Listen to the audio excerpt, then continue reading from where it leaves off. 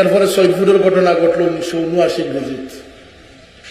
হ্যাঁ, ও ঘটনার 6 মাস পরে তখন যখন শুকাইছে না, বিশেষ করে হাতের মাঝে যখন আছিল যখন তখন শুকাইছে না, আল্লাহর বান্দা ওই যখন লইয়া অ্যাম্বুলেন্স দিয়ে এয়ারপোর্ট থেকে তাদের লন্ডন শহরে নেওয়া হয়েছে অ্যাম্বুলেন্স দিয়ে।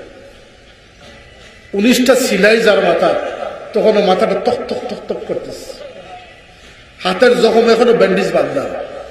কিন্তু যখনই খবর আইছে যে সাহেব আপনি না আইলে হইতো না, একটা মাদ্রাসার গড় পাওয়া গেছে, দিনের স্বার্থে ইলমের স্বার্থে তাই সফরে রাজি হয়ে গেছে।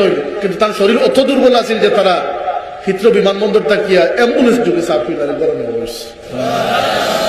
কত বড় কুরবানি!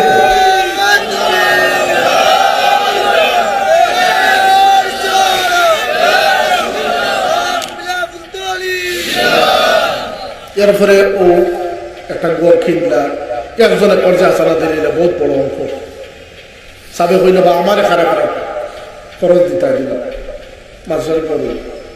ও গড় সময় সময় বাড়ি বাড়ি বাড়ি বাড়ি বর্তমানে দারুল হাদিস লতিফিয়া নামে লন্ডনের বিখ্যাত টাইটেল হাদিস হিসেবে বড় গড় কিনে একটা খুশাদা জায়গা। এই